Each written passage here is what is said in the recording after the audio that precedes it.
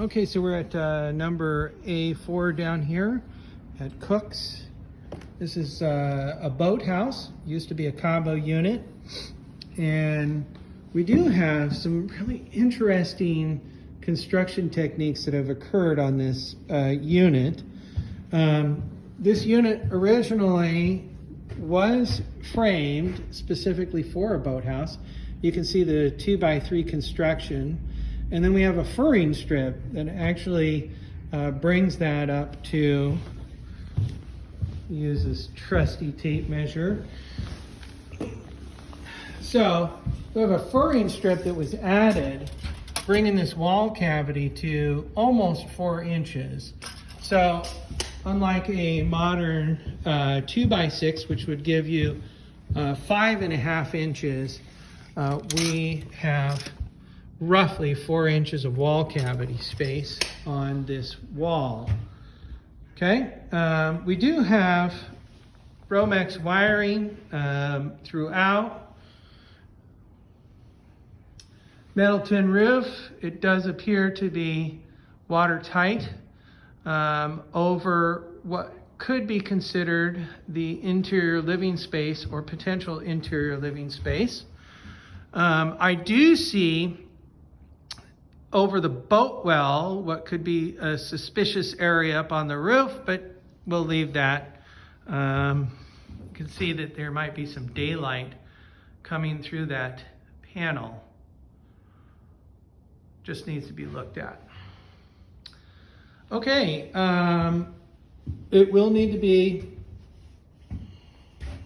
replumbed in this section because we have copper with some jankiness. That's an official term, jankiness, leading to more copper, leading to modern PEX. Super easy to replumb that. Okay. What's interesting is that we have this tongue and groove sheeting, but that sheeting was removed behind the plumbing wall, and that I'd like to see sheeting to help to insulate the plumbing lines. I would venture to say that when those lines were added, that it was very possible that an individual went from the outside of the structure to put the plumbing lines in, and that's why it's been removed, instead of going from the inside of the structure.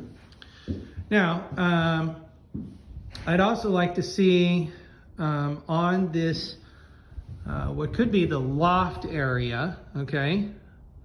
And that loft is got probably a 6-foot section at the peak.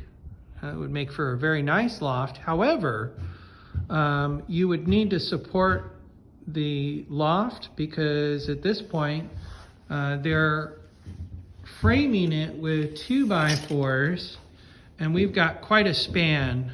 That would not typically work. In fact, I would venture to say that it was supported somewhere in this general area, so about halfway span, doubling up the 2x4s, and unfortunately that's no longer being supported when they went to replace the subfloor. So definitely need to either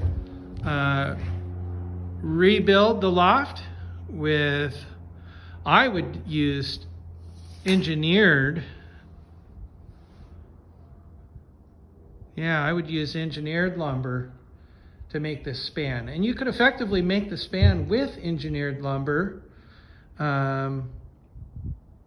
if you wanted to put a loft in and make it freestanding.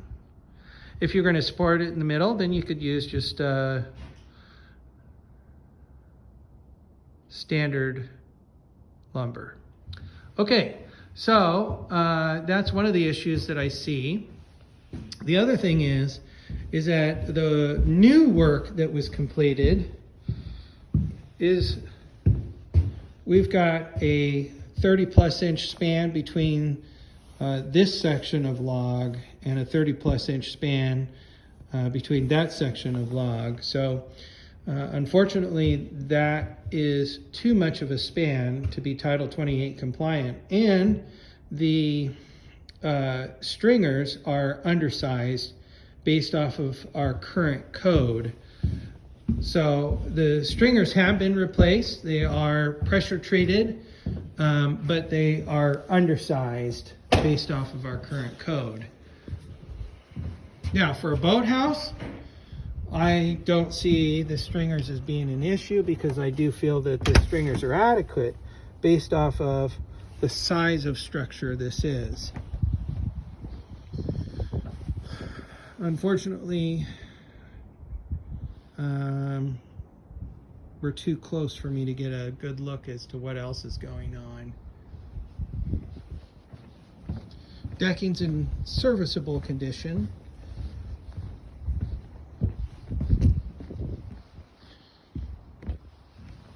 Looks like our exterior-most log has been shimmed. It may not be full length. There may be a cut right there. Or actually, the exterior-most portion is not full length. I believe I see that there's a cut in that log right there. So that would also not be Title 28 compliant.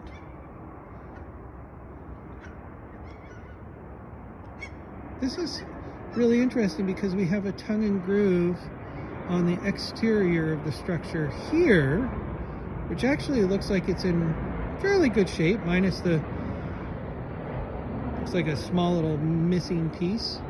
But when we go to the other side of the boathouse, a little bit of rot right there at the bottom. You go to the other side of the boathouse, we got this metal tin that was put over it. So it does have that tongue and groove, but then it has a metal tin over the top of it. That's super interesting. I think what I would do if, you know, I wanted to make this into something that was cute and aesthetically appealing is to pull the metal tin, put a vapor barrier over it, and then either do vinyl siding or do maybe fresh metal tin as well. You should replace the windows, of course. You've got a little bit of rot here around the top of the window, and it extends into this wall. So you're definitely going to be replacing some plywood. I would replace probably all of the face plywood here. You can see that this is just rotten. This is trim. But you got some delamination occurring down at the bottom. Super inexpensive to address that right now. So yeah, I think what I would do is I would take all that exterior ply around the windows off, replace that, put a vapor barrier up, and then do vinyl. I think I'd do vinyl. Yeah, lots of square footage here to work on something. You can see if you wanted to do something informal, this could be a good amount of space to work with. Going to have a couple of replacements along the line. I think I'd replace all the windows, and then I'd insulate and I'd put drywall over this, make it actually look like something. Yeah, no reason why you can't dial this up. Okay, so hopefully that gives you a good tour of what we got going on. This is the electrical panel. I think I saw the face of the panel somewhere around here. We don't have a shutoff here, and I don't see the age of the panel.